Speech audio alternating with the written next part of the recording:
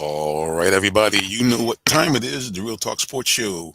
Saturday Sports Update is coming up right now.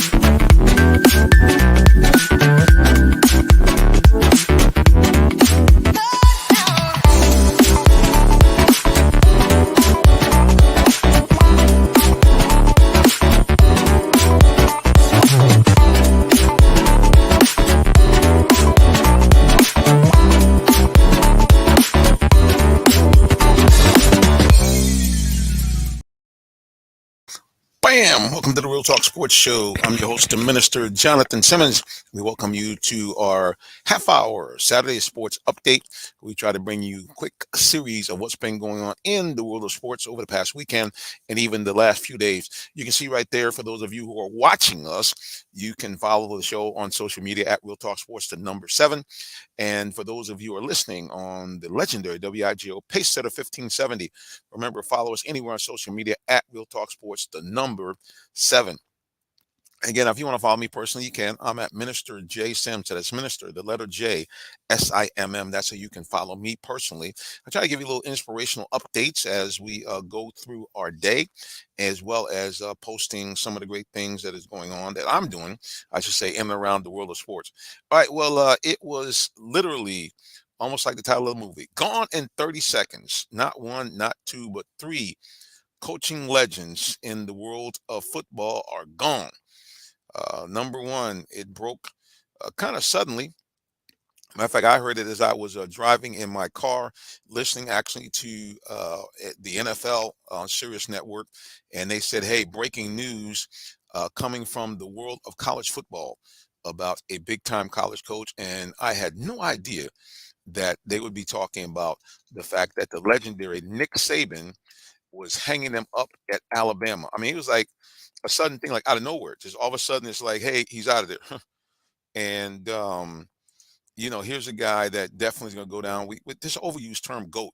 But at the end of the day, here's a guy that's one of the all-time great coaches in college football history. Let's take a look at some of his stats. Overall, he amassed over 290 wins, 292 wins against only 71 losses, one tie in the bowl games. His record 19 up, 12 down, and what we really know him for in the college football playoff tournaments, 9 wins and 5 losses. So here's a guy that had a winning record no matter what you did, whether it be in the regular season or whether it be in bowl games. This guy was incredible. Now, it gets even better. Once he got to Alabama, now you listen to this record, this is insane. Alabama's record under Nick Saban was a stunning 201 and 29 in 17 seasons. He had not one, not two, but zero losing seasons in 28 years as a college football coach. Because he also coached at LSU, won a national title there. Also coached as Michigan at Michigan State. Now it gets even better. I'm reading this stuff from ESPN.com. Saban had 7 national championships, appeared in the college football playoffs 8 times in 10 years. He won 11 SEC championships, 15 straight winning seasons with a number one AP ranking, sixth all time in Division One career wins, and just incredible. But wait, there's more. He coached 4 Heisman Trophy winners, 49 first round picks in the NFL. Okay. And some of the head coaches that are currently coaching right now who are part of his tree is no amateurs. Kirby Smart, of course, at Georgia, who is probably best suited to succeed him as being one of the great coaches of all time. He already has two national college football championships. Kirby Smart over here in Georgia, of course. Lane Kiffin over at Ole Miss, a guy that put together one of the great offensive of all time under at USC when he was just a young gun and just won 10 games coaching at the University of Mississippi. Steve Sarkisian, who knocked off his old coach with Texas, brought Texas to the college football championships the first time in years. Mario Cristobal over at Miami. Well, he's got to have an up and round record. Billy Napier at Florida. Mike Lockley at Maryland. Brent Key over at Georgia Tech, who's doing a great job for us here. Charles Huff at Marshall. And last but not least, Dan Lanning over at Oregon. And of course, we know what the Oregon Ducks did this last year, turning around turning that program around. I shouldn't say turning around, but putting that program back in the national promise and knocked on the door of the National Football College Championships. Had not been for the two losses to Washington, who actually appeared in the College Football Championship, Oregon would have been there. So his coaching tree is incredible. His record of winning is incredible. And now, most likely, he's going to ride off into the sunset. I can't see him taking another job anywhere. That's not going to happen. I think he's age 72. His legacy is complete. Won't go to the pros. He did that before in Miami. Didn't do too well as a head coach. Fared okay with another guy that we're going to talk about in just a minute, a legendary coach who has retired as well, or fired, whichever you want to put it together.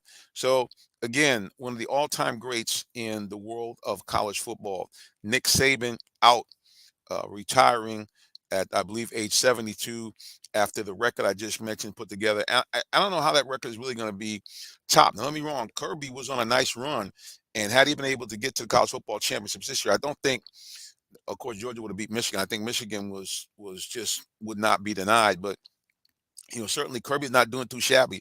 He's got two national college championships in 7 years, I think it is, and he's a young guy. So if anybody has a shot to catch Nick Saban, it would be him.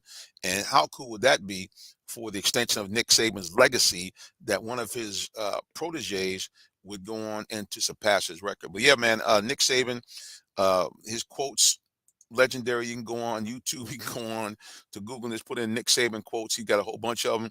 One of the most famous ones talking about reporters spreading rat poison.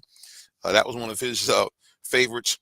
And yeah, this guy was just the ultimate most motivational um, coach. He got guys to do things that they probably could not have been able to do.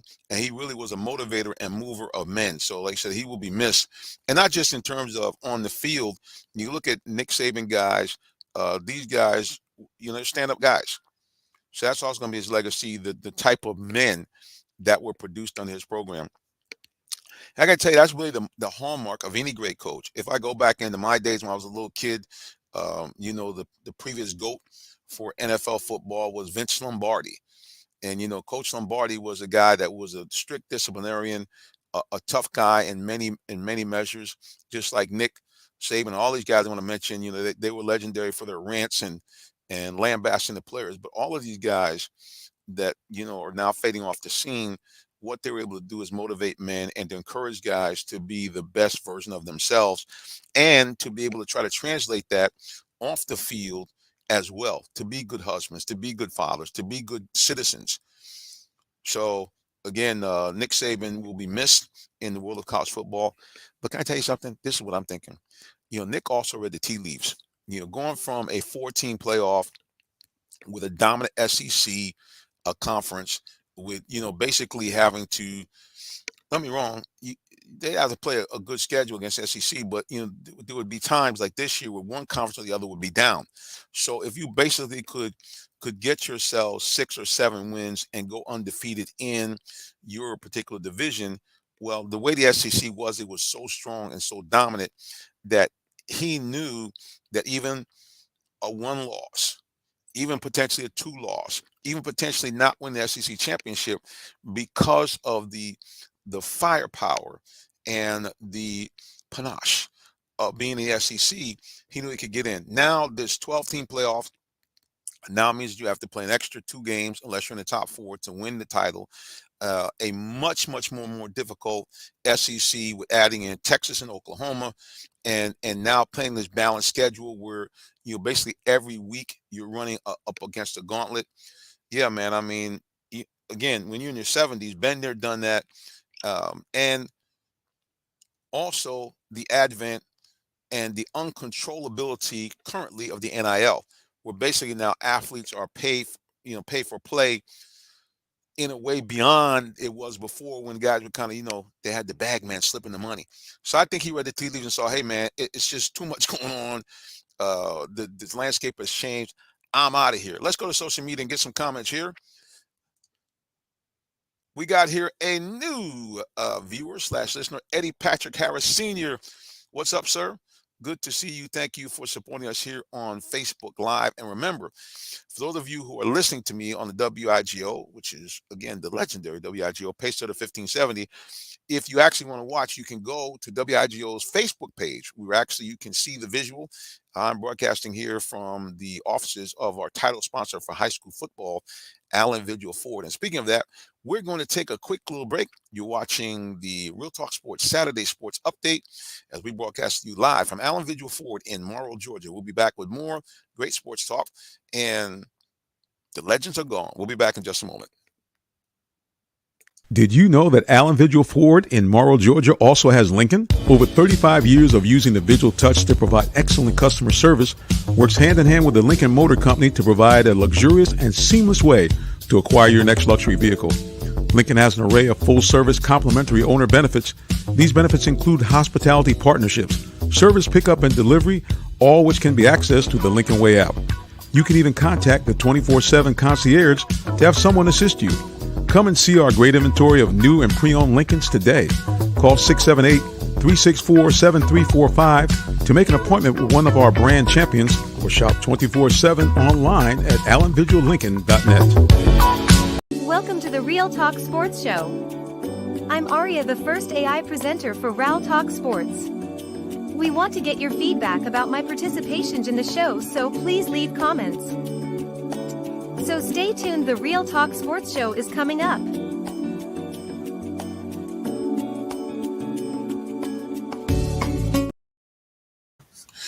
I kind of like that beat. Do you like it? I like that little beat there. And that is our dabbling into AI. We're going to be doing more of that as time goes on, trying to use the technology that's at hand. Again, you are watching and listening to the Real Talk Sports Show as we broadcast to you live from the offices of Allen Vigil Ford and Lincoln. We are also broadcasting live via the radio on the legendary WIGO Pacesetter 1570 AM on your dials. Now, here's the other thing. You can listen to WIGO online at WIGO1570.com. You also can go to the free TuneIn app. So if you don't have that, download it on your smartphone. It's TuneIn. And you go into the app, put in WIGO 1570 in the search engine, and voila, you'll find us broadcasting to you right here and right now. So, yeah, three legendary coaches gone, as I just mentioned, in the world of college football. Nick Saban, who had stamped his mark upon the college football landscape for the last 2 decades or so. He out of here. And now another guy who actually has done something that's very, very rare. He has stamped his legacy on both the college football and the professional football realm. And I'm talking about the ageless wonder, Pete Carroll, also is gone from the coaching ranks. He, after coaching the Seattle Seahawks for some time, he has agreed with Seahawks management to step down as head coach and now be a consultant, whatever that may be. I'm not quite sure what that is, but he's a consultant. Let's take a look at Pete Carroll's record, which also is very stellar. He is one of the winningest coaches in National Football League history. And let's take a look at some of those stats. Okay. He started in 2010 as the 8th head coach in Seahawks history. And we're going to take a look at his overall coaching record. 161 wins for the Seahawks against only 112 losses. He had a plethora of winning seasons with the Seahawks, including that memorable run with them from around 2011 to approximately 2019, where the Seahawks were must-see TV, a dominant team, especially defensively. He put together some of the greatest defensive teams of all times. You know what I'm talking about, guys. That defensive backfield, which was called the Legion of Boom, that had Richard Sherman and some of the other great Seahawk players there. Let's take a look at Pete Carroll's record here with the Seahawks. And we're going to go here starting with 2010. It's very, very interesting. 2010 they went 7-9, but that was the year that they knocked off the New Orleans Saints, and that had that game with the legendary run of Marshawn Lynch bowling over multiple tacklers to lead the Seahawks to an upset win, and that set the foundation for their run over about the next 8 years as being one of the great teams in the NFL. 2011. 16-7, 2012, 16 wins, 11 downs. This is, of course, including postseason, and then 2013 and 14. Those are the 2 years where the Seahawks were on the verge of being the new dynasty in the NFL. Super Bowl champs, destroying the Denver Broncos, led by Peyton Manning in that year to win the Super Bowl championship. And then we're probably about a minute or so, maybe 30 seconds away from a Marshawn Lynch touchdown run to knock off the Patriots, would have given them back-to-back victories. But of course, you know what happened. They decided to throw the ball. And really, that kind of was the beginning of the end, really, for those great teams. And don't get me wrong, to his credit, they continue to have 10-game win seasons, and they continue to be relevant all the way up until the 2021 campaign, where he had his only his second losing season with the Seahawks. But like I said, you got to give Pete Carroll a lot of credit. Set up the Legion of Boom. Russell Wilson became one of the great quarterbacks in that 5-year run, knocking off virtually every Super Bowl contender and other great quarterbacks in head-to-head matchups, with the exception of Tom Brady, of course, in that stupid Super Bowl loss. But yeah, man, Pete Carroll, just a legendary guy. But wait, there's more. He also was a dominant coach in college football. If you guys remember, he also coached the USC Trojans and won back-to-back college football championships with the Trojans, and put together one of the dominant teams. If you remember that team, Reggie Bush or Matt Leinart, um, and of course lost in that epic championship game where they were going for three in a row against the University of Texas, when Vince Young scored a touchdown on 4th and goal with less than a minute to go to allow the Texas Longhorns to knock off USC, and stopping Pete Carroll and the USC Trojans from winning their third straight college football championships. Yeah, just cool stuff. Again, another legendary guy. And the thing that's so funny about Pete Carroll is that he is the really uh, quintessential baby boomer, which I am too, by the way. Baby boomers, I believe we should be called the Peter Pan generation. We just refuse to get old. And Pete Carroll is the ultimate, I think, example of that. Here's a guy, 72 years old, and you watch him on the sidelines, flat stomach, no gut, thick crop of silver gray hair, all the energy that you saw from him in his earlier days in his 50s, and when he was really kind of his prime.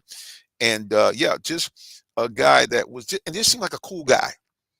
Not a holler and screamer per se, but was able to motivate his teams to great wins. Let's take a look at his college football career, which is as big, really, as his pro football career. USC, coached 8 seasons from 2001 to 2009, and had 0 losing seasons. His first season, they were 500, 6 wins and 6 losses. But after that, the Trojans took off and became one of the dominant teams in college football history. 2000, they went 11-2, won the Orange Bowl in 2002. Did that 2003, came right back, went 12-1, won the Orange Bowl. Won the Rose Bowl, came right back again with an undefeated season, 13-0, and won the National Football Championship, which they had won the year before. Then the next year, they came right back again, undefeated, before losing to Texas in the Rose Bowl to lose the national title. But Pete Carroll's overall record in bowl games was 7-2, and his record at USC, 97 wins and only 19 losses in his 9-year career. So that means every year his team was averaging 10 wins a season and losing only 2 games. So Pete Carroll did something even a GOAT, Nick Saban, couldn't do. He was a winner and Hall of Fame coach in college, as well as a winner in college, including in the NFL as well. One of the only coaches to win both a national title in college football and a Super Bowl. So Pete Carroll also off the scene as a legendary coach. So we're gonna miss all these guys. I mean, really are. I mean, these guys were they were bigger than the game. They were characters of the game, and they are going to be sorely missed. All right, we are going to wrap up in just a moment talking about the guy in the NFL, everybody's coaching GOAT, everybody's meme candidate. You know what I'm talking about. Well, if you don't, you got to keep it locked right here for more of the Real Talk Sports Saturday update. We'll be back in just a moment. Are you in the market for a new vehicle? Well, check out Allen Vigil Ford Lincoln in Morrow, Georgia. We have one of the largest inventories in our area for both new and pre-owned vehicles, so we're sure to have something for everyone. Family owned and operated since 1982, customer satisfaction is our number one priority. Come see our full lineup of vehicles and find the one that best fits you. Give us a call today, 678-726-5739, or shop us 24/7 online at allenvigilford.net. Coming up next, it's the Real Talk Sports Show, bringing you great sports talk with perspective. Now, here's our host, Jonathan Simmons. All right, guys, we're back here, the final segment of the Real Talk Sports Show, Saturday Sports Update, as we broadcast to you live from the offices of Allen Vigil Ford and Lincoln. And just in case you guys don't know, I am the commercial account manager here at the dealership, which means for you, we have vehicles waiting for you that you can purchase for yourself or your family or your business from moi. So you don't have to go through all the grind that you normally go through when you're going to buy a car. You know, a lot of people say going in to buy cars like going to the dentist. It's like a horrible experience. Hey, you don't have to worry about that. With yours truly, you get off the chain customer service. You get a chance to get great deals on some of the great cars that people are looking for. We have full complement of brand new Fords. We have brand new Lincolns, and we have a dazzling array of pre-owned cars from every make and model. So we have Mercedes, we have Nissan, we have Toyotas, we have Lexus. Whatever you need in the way of a used car, we have it. But more importantly, phenomenal deals are back with new cars. They just launched a program, F-150, the number one selling vehicle in the country. That's right. You know, the Ford F-150 it's that vehicle. 1.9% for up to 72 months for well-qualified buyers. Yeah, 1.9%. So that means you can get the kind of payment you were looking for in a brand new pickup truck, which is a legendary truck. It's been a top-selling vehicle in the country for over 40-something years, or 47 years. Great stuff in terms of if you want an SUV. We got special low financing on Escapes. We have them on Edges. We have them on the Explorer. We even have it on the Expedition. Finance rates as low as 1.9% on those as well.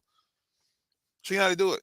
Contact me. Give me a call. 678-410-9833 is my actual cell. You can text me or call me. Say, Minister, listen, I heard the advertisement. I want to get a car. I need a car. Help me out. And here's the other thing. Good news. Say you're like me. Your credit's a little bumpy. No problem. We have an actual special finance manager here by the name of Shed Harris. He is legendary in terms of getting people to finance who couldn't get finance anywhere else. So again, give me a call. No matter what your situation is, good financing, bad financing, as far as your credit is concerned, no problem at all. Give me a call and we'll get you hooked up and on the road in a vehicle to have you riding right. I'm just saying. All right, the last coach that is now off the scene is the guy that everybody says is the GOAT in terms of the National Football League. And I'm talking about the guy they call the hoodie. They call him, Captain Doom, Captain Somonex, Billy. But the bottom I'm talking about, Mr. Bill Belichik, is now off the scene. Another guy who is a baby boomer like myself, a little bit older, 71 years of age. Hard to believe that Bill Belichick, the guy's been trolling the sidelines, dominant in the NFL, is gone 29 years of coaching. And he is going to wrap it up.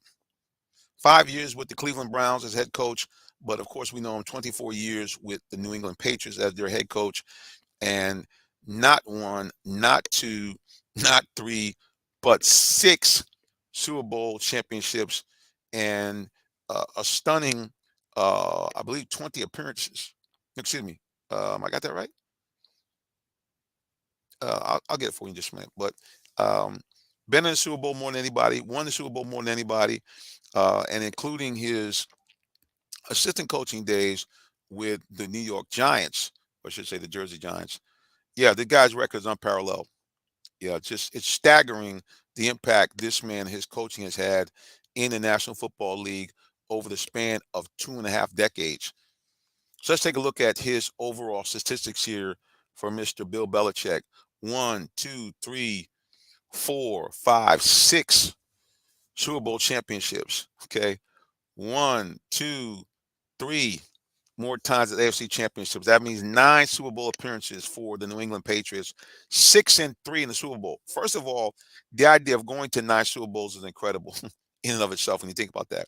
So that means 9 appearances in the Super Bowl in 24 years of the Patriots. That means that literally every other year or so, the Patriots are going to be in the Super Bowl. It's just crazy. And they had a span where they won 3 and 4 years. And that puts them up with like the legendary teams of the Pittsburgh Steelers that won 4 in 5 years. I mean, come on. And here's the crazy thing. Here's the narrative now that people are throwing shade at the guy, talking about, well, he only did that because of Brady. Okay, yeah, Brady's the GOAT, but at the end of the day, you don't win. Let me listen. The season this guy had 14-2, 14-2, 16-0. Nobody's ever done that. And a plethora of 12 plus win seasons. This guy's had more 12 win seasons than any coaches in college football, excuse me, in NFL history. And the idea is you're thinking this guy couldn't have done, I mean, he may not have won 6 Super Bowls, but at the end of the day, he is a Hall of Fame coach and basically the GOAT. Because if you think about it, yes, in the last 4 or 5 years, he's tailed off a bit. Even when they had Brady, in terms of the types of people he was drafting. But if you look at the teams this guy put together, winning championships with, yes, did he have Hall of Fame players? He did. But it's not like he had like the Pittsburgh Steelers. When you look up and down the roster, there are Hall of Famers everywhere. That wasn't the case with New England. It really wasn't. But yeah, he was able to put things together on what they call now the Patriot way and to make a team that was dominant. And for you Falcons fans who are listening, there is a great rumor that Bill is heading to Atlanta. That Arthur Blank really likes the idea of Bill Belichick heading to Atlanta. What do you think?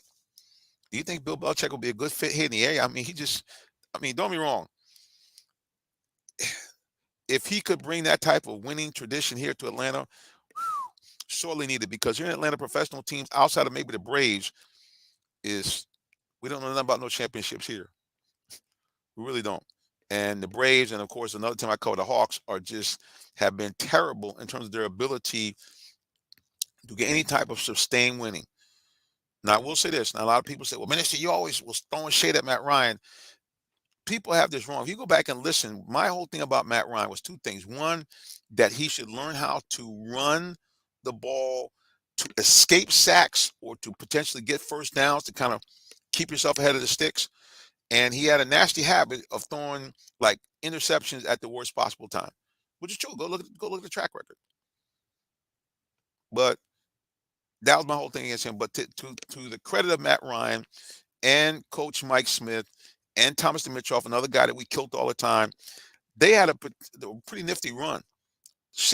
I think it was 5 playoff appearances in 8 years, NFC championship appearance, another blown Falcons game. So I want to see some winning. If it means bringing Bill Belichick here, maybe we'll get a new encounter Bill Belichick. Maybe a guy's more user-friendly for the press. I don't know. But at the end of the day, who cares? I mean, who cares if he is user-friendly with the press or not? Do you think the people and the fans in New England care about that? They don't care. They got 6 Super Bowl rings. They don't care. And sometimes here in Atlanta, we get caught up with that anyway. It's all about style over substance. Speaking of that, if you want more great substance, keep it locked right here on the legendary WIGO pace to the 1570 AM. We've got to go. Remember, guys, the minister, because I'm a real one, always remind you, if you don't know Jesus Christ, your personal Savior, please, ma'am, please, sir, get to know him today. Nobody loves you like Jesus. He came for you, died for your sins, and rose from the dead. And because of that, if you repent of your sins and believe in him, not only will you have a life well lived here upon the earth, when you die, to go to that happy place called heaven and avoid that nasty place called hell. I don't know about you, but I like option number 1 instead of option number 2. All right, guys, until the next time we get back together, God bless you and have a wonderful rest of your day or evening, whichever may apply. So long, and God bless. See you.